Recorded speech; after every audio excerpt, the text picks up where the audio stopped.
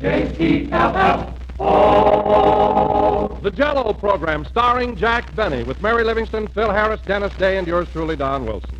The orchestra opens the program with Billy.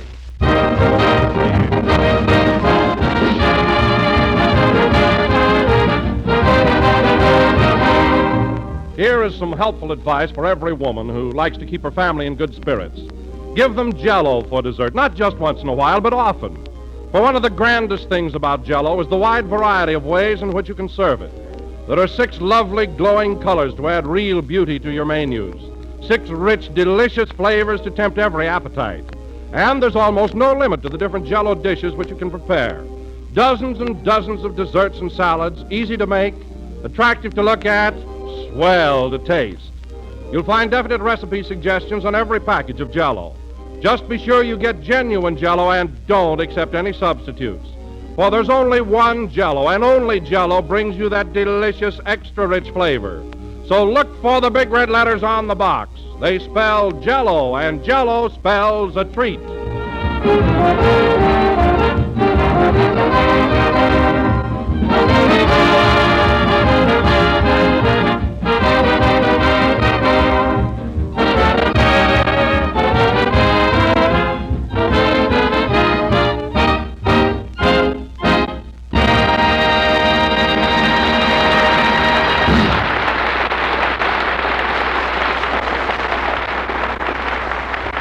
That was Billy, played by Phil Harris and his orchestra. And now, ladies and gentlemen, this being the first Sunday in November, we bring you the last rose of summer, Jack Benny. Thank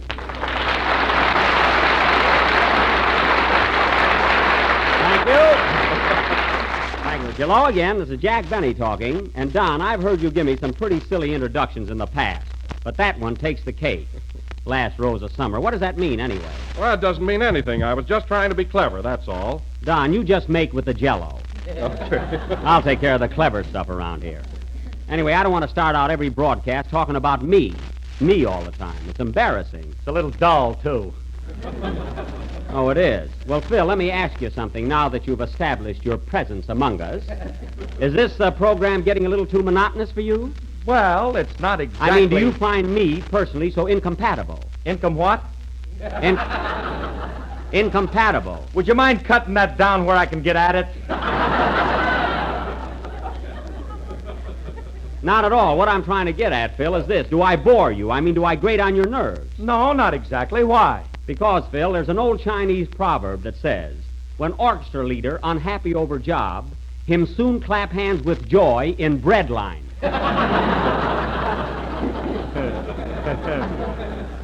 Very good advice. Oh, hello, Mary. Hello, One Lung. Is my laundry ready? Never mind that. You know, Mary, I don't know why I even argue with Phil. I use an ordinary word like incompatible, and it throws him. He's absolutely illiterate. Well, it's your own fault, Jack. You knew he couldn't read when you hired him. What do you mean? You had to draw up his contract with pictures. Oh, that's right. I remember. I had to get a lawyer and Rube Goldberg.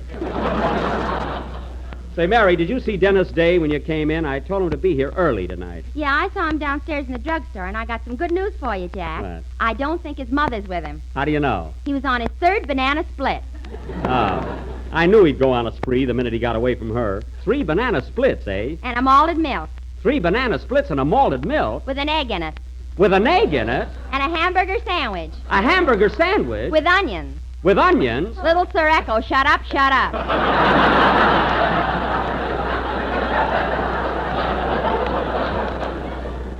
I will if you will.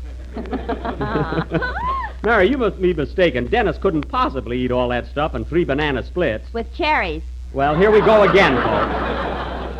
Now, look, Mary, run out and get Dennis. We have an important play to do tonight, and I want to start casting it right away. He'll be here in a minute. Oh, Jack, is this the play you were telling me about? Yes, Don, and we've got to get going on it. In fact, I'm going to announce it right away. Hey, Phil, give me a chord in G, will you? You'll take a chord any place we happen to hit it.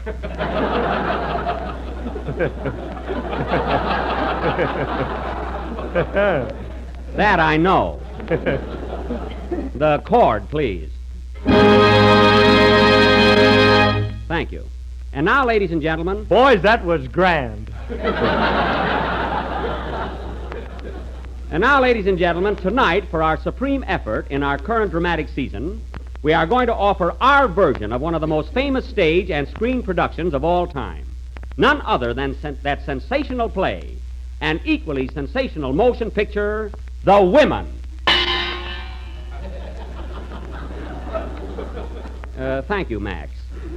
Now, this play was written by that renowned playwright, Miss Claire Booth, and was first produced in New York City by Max Gordon, who just hit the cymbal. Then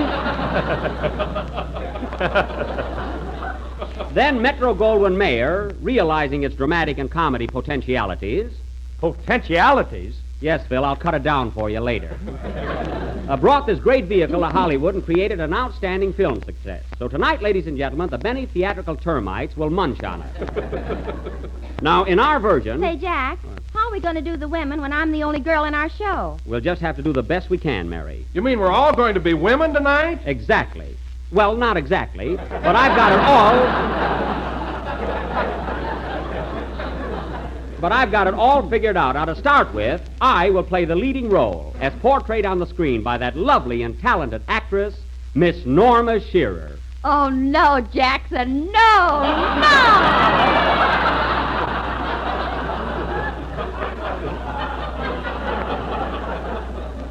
Well, Mary, somebody's got to do it. Why can't I be the leading lady? What? I look more like Norma Shearer than you do. Isn't that awful? You look more like Norma Shearer than I do. Yes, I do. In an evening gown? Don't be ridiculous. Phil, you're going to be Rosalind Russell. Don, you're going to be Joan Crawford. And Mary... I know, I'm going to be Wallace Beery. Mary, will you please be serious? Since all the rest of you are going to be women tonight, you'll have to be a man. Mary, you're going to be Don Wilson and announce our play. Now, let's see. Is Dennis here yet? Oh, Dennis? Yes, please? Oh, hello, Dennis. I didn't see you come in. You know, we're casting our play, The Women. Am I going to be in it? Yes, you're going to play Joan Fontaine's part. You know, the little girl that just got married. Boy, what a day. 3 banana splits and now I'm a bride.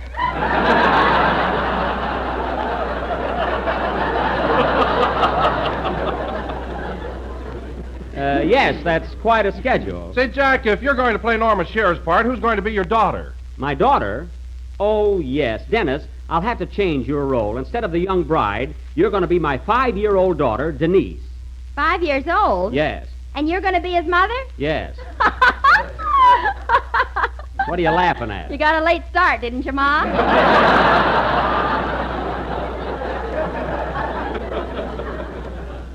Mary, I'd be quiet if I were you, lest the new May Company get an old employee.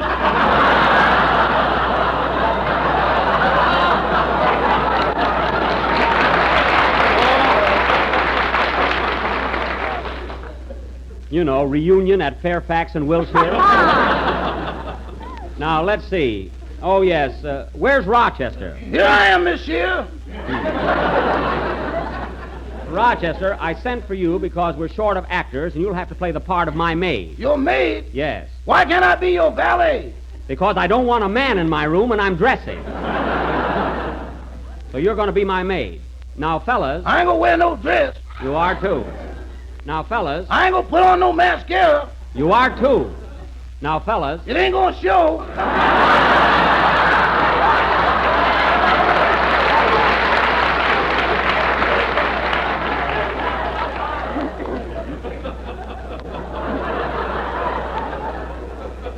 All right. Now, fellas, remember, we must be very legitimate. The only reason we're playing the part of women is because we're short of actresses. Well, why don't you hire a few? You know, Phil, women are so scarce in Hollywood. Mary, if you're inferring I'm too cheap to hire actresses, come right out and say so. All right, you're too cheap to hire actresses. Anyway, folks, our version of The Women will go on immediately after Dennis Day's song. Oh, Jack. Yes, Don? Who's going to play Mary Boland's part? You know, the Countess de Lage. I can't tell you, Don. I'm saving that for a surprise. Andy, now you spoiled it. Go ahead and sing, Dennis. Nobody can keep a secret around here.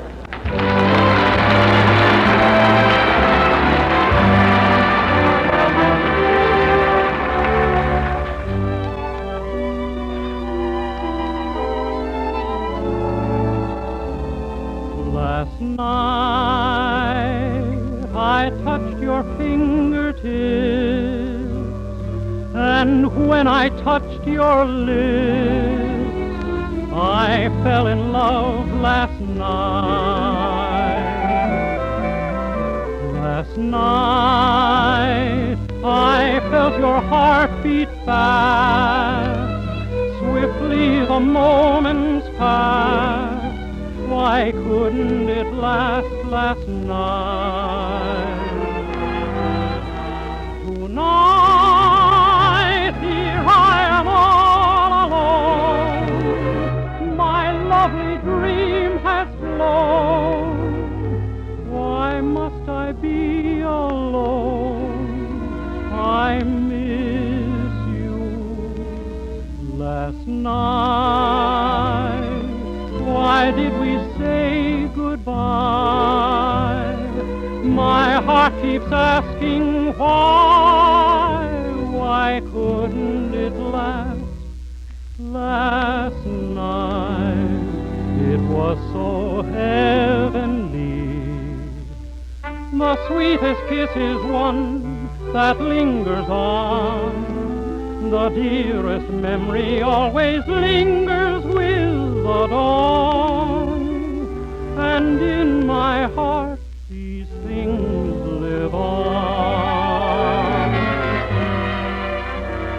Tonight here I am all alone. My lovely dream has flown. Why must I be alone? I miss you. Last night, why did we say goodbye? My heart keeps asking why. Why couldn't it last night?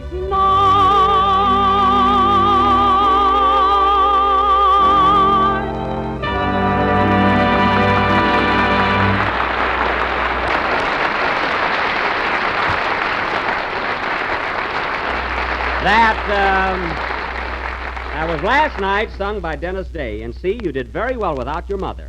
You don't need her here at all. You know, Dennis, there are times when your mother's a pest. Be careful, she's listening in. That's what I say. Your mother needs a rest. She's entitled to it. And now, ladies and gentlemen... Gee, Jack, I could have sworn you said Dennis's mother was a pest. Well, I'm getting this front tooth fixed, Mary. It slurs my words. And now, ladies and gentlemen, for our play, The Women, which we will present in two acts. Darn that front tooth. See what it does to me? All right, take it, Mary. You're the announcer. Wait a minute. Answer the phone, will you, Don? I'm busy. Okay, Jack. Hello? Hello, is this Grauman's Chinese Theater? What's that, madam? Is this Grauman's Chinese Theater? Oh, yes, madam. Jell-O does come in 6 delicious flavors: strawberry, raspberry, cherry, orange, lemon, and lime. I said, is this Grauman's Chinese Theater? Yes, indeed. You must be sure to ask for genuine Jell-O and look for the big red letters on the box. Well, what time does the feature go on? You're welcome, madam. Goodbye. Are you through, Don? Sure, go ahead. All right, Mary. Announce our play. Okay.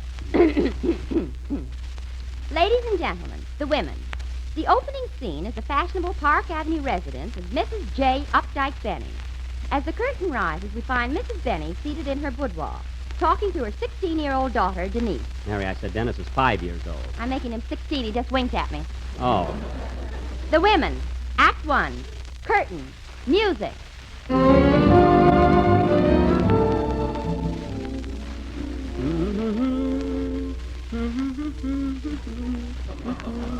Oh, Denise. Yes, Mumsy? We're having dinner alone, darling. Just you and I. Daddy's working late at the office. Oh, Mother, when are you going to wake up? When are you going to realize that men are only snakes in the grass? Denise, I will not have you talking that way about your father. But gee, Mumsy, Father hasn't been home to dinner in 5 years. Well, maybe he isn't hungry. I trust Updike implicitly. Oh, dear, it's getting late. Darling, hand me my foundation cream. I must get made up. Aren't you going to shave first? Denise, I'm not a bearded lady. Oh, Rochelle. Yes? What are you doing? I'm pressing your pants. Rochelle!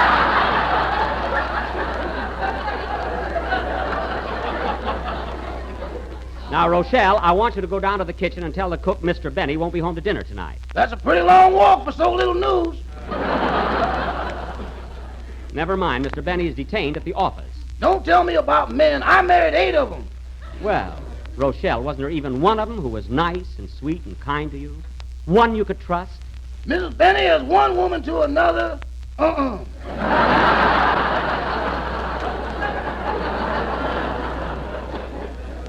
Well, I refuse to be cynical. There's the phone, Mumsy. Yes, I'll take it, dear. Darn this negligee. I'm always tripping over it. Don't be so clumsy, Mumsy. I wonder who that can be. I hope it's your father, Denise. Has he got our phone number? Denise. Hello? Hello, Jacqueline. This is Phyllis. Oh, Phyllis, darling, how are you? When did you get back from Bermuda? Yesterday, and my dear, I had a marvelous time. Did you really? How was the trip back, Phyllis? Oh, divine, and the captain was a dream. He chased me all over the boat. Oh, Phyllis. Pardon me a minute. Rochelle, hook me up, please. I want to get dressed while I'm phoning. Okay, Mrs. Benny, inhale.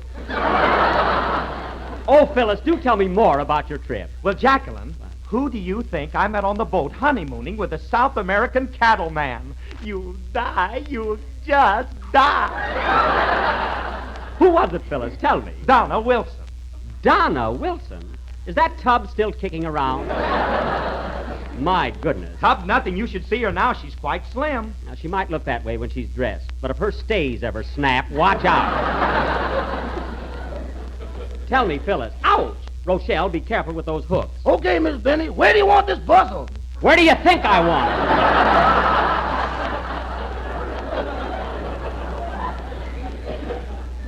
Phyllis, darling, I'm just dying to see you. Let's have lunch tomorrow at the Park Villa. Oh, grand. Shall we meet in the Rendis booth room? That's rendezvous room, and to think you went to Vassar. I'll tell you what, Phyllis, I'll call Donna, and we'll have a little get-together. All right, darling. See you tomorrow. Bye-bye, dear. Bye-bye. Oh, by the way, Jacqueline, I almost forgot to ask you, how is Updike? Updike? Here they go, folks. Meow! Oh, Updike's just fine, darling. He's been very, very busy at the office, poor boy. I saw him at the Silver Slipper last night. He was pretty busy there, too. The Silver Slipper? Are you sure, Phyllis? Why, yes. I hope I haven't shocked you, dear. I thought you knew.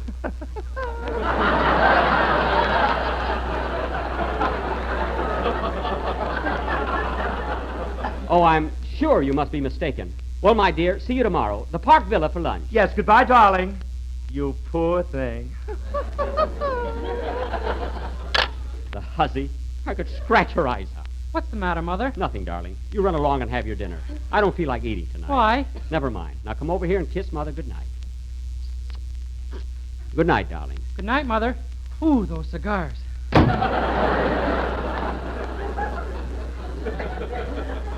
I've been putting up with that for years.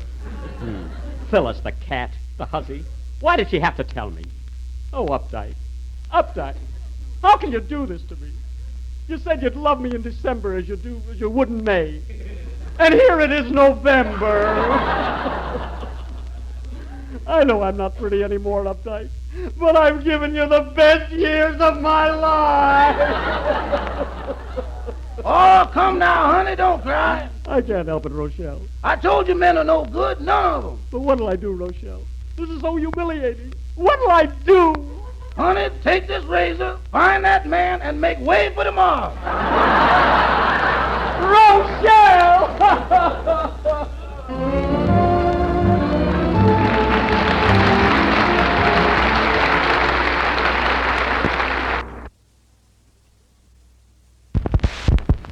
This clam bake will go on immediately after the next number. Play, girls.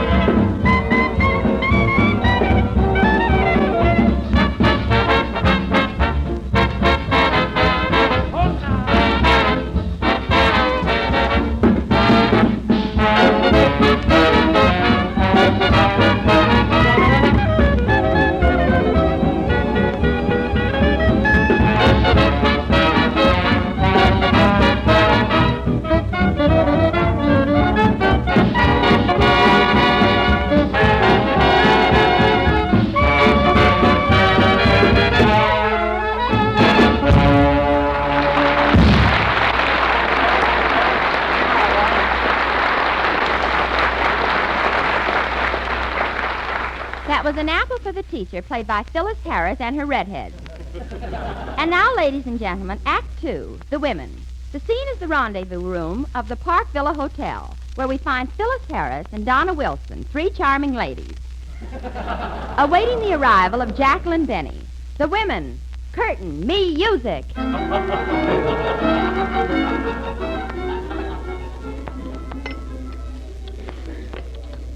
Well, Donna, I just couldn't believe my eyes. Updike is sure giving her the runaround. If you ask me, Phyllis, Jacqueline's got just about as much appeal as a parsnip. Oh, she'd be all right if she just put her wig on straight. No fooling. Does Jacqueline wear a wig? Yes, half the time she looks like a French poodle. Quiet, Donna. Here she comes now. Oh, hello, girls. Phyllis, Donna. Jacqueline, darling!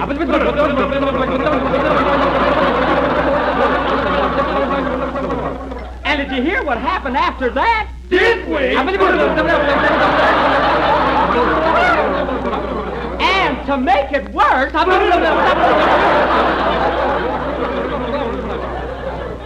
Oh, it was simply awful. Now, don't breathe a word of this to a soul. We won't. Oh, here, Jacqueline, have a dish of Jell-O. Thank you, darling. And, Donna, I can't get over how thin you look. Why, you're nothing but skin and bones. And did you notice how my chins have gone down? Yes, down to your stomach. Oh, I was just spoofing, Donna. Oh, girls. Look who's sitting at that table over there. Where? Oh, yes, and is she getting high hats since she's been on the radio? Who is it, Jacqueline? It's Frida Allen.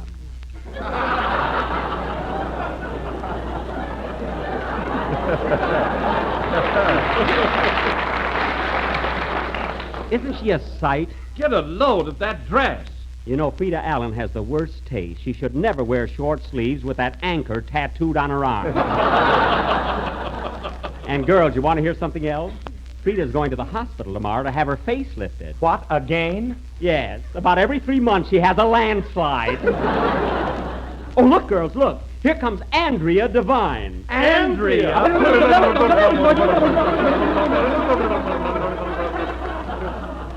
I thought she was in Paris. Hello, Andrea. Hiya, Jacqueline. Andrea, darling, what are you doing here? I thought you were living abroad. I was, but I came back to marry a cowboy. A cowboy? How thrilling. What's his name, Andrea? I forget it, but it's on his guitar. Oh. Are you very much in love, Andrea? Am I? L'amour, toujours l'amour. Well, by the way, Andrea, why did you divorce the Count? I'm just dying to know. Oh, Pierre was always so busy at the office. He was working night and day. Oh. Uh-huh, like guess who, eh, Jacqueline? Now listen, Phyllis. I'll have none of your innuendos. Just because Updike happens to be working at the office a great deal, you don't need to jump at conclusions. He's a very good husband. Oh, stop trying to kid us. It's all over between you and Updike, and you know it. Phyllis Harris, you take that back or I'll scratch your eyes out. Girls! You do, and I'll pull your hair out. I'll pull your hair out, too. I'll bet Jack gets more than Phil does. Phyllis, you say one more word about Updike, and I'll slap the rouge right off your face. And then will those bags show. It's no use, Jacqueline. You can't compete with them chorus girls. I can't, eh? Take that. Take that, and that, and that. Oh, let go of my hair. Watch those fingernails.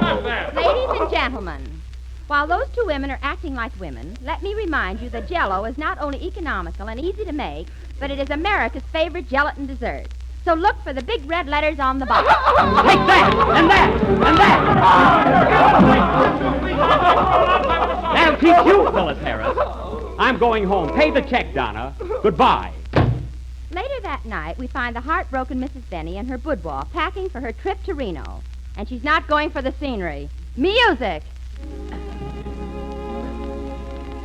I'll show Updike. Can't treat me like that. He can't humiliate me in front of all my friends.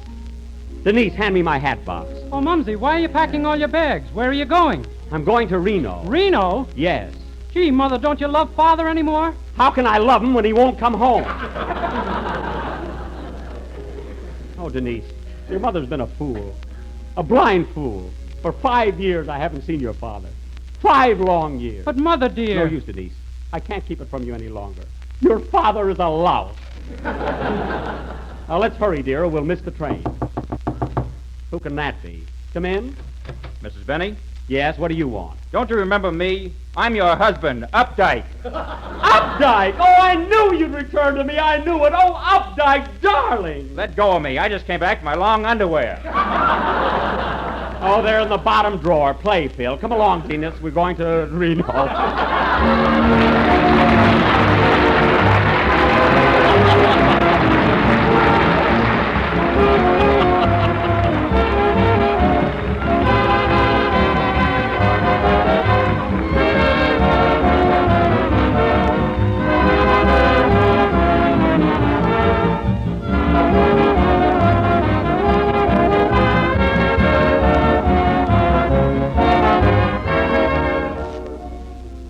Every housewife knows that the best compliment her guest can pay her is to come back for second helpings. And that's the kind of compliment you get every time when you serve one of the new Jell-O puddings for dessert. I'm thinking right now of Jell-O butterscotch pudding, a handsome taffy-colored dessert served up in shining sherbet glasses and sprinkled with a white curly blanket of shredded coconut. Now there's a real pudding for you. It has a texture smooth as cream, and that mellow, distinctive flavor of old-fashioned butterscotch candy the whole family will love. Jell-O chocolate pudding, too, has a rich, luscious, homemade goodness that just seems to hit the spot. And don't forget Jell-O vanilla pudding, please. You'll find its delicate, creamy flavor makes a hit with the whole family, especially when it has nuts, fruits, or chopped dates mixed in to give it that final tempting touch. All three Jell-O puddings are quick as a flash to make. So get acquainted with America's newest dessert sensation, the dessert the whole country is talking about. Jell-O puddings, butterscotch, chocolate, and vanilla. Old-fashioned favorites made a new-fashioned way.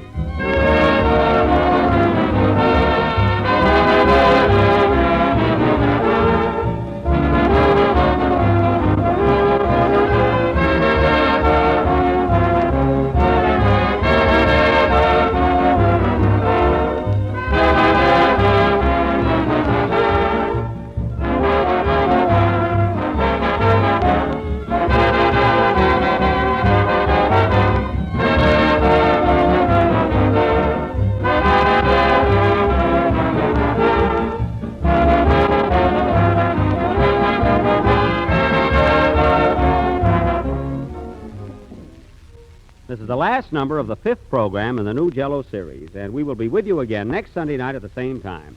Say, Mary, as a member of the fair sex, what do you think of the way we fellas did the women tonight? I thought it was pretty good, didn't you? Well, Jack, there's an old Chinese proverb that says, Lum Gao Ching Lung Chang Lu Toi. What does that mean? Oh, how I'd love to tell you. Good night, folks.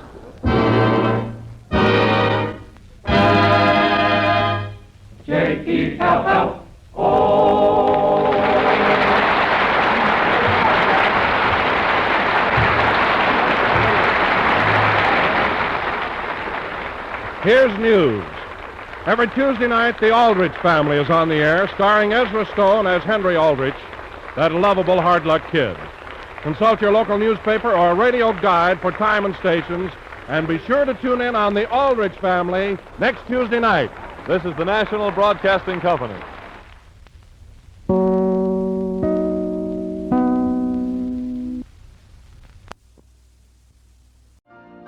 You've been listening to the OTR Gold Network. Find more classic radio at otrgold.com.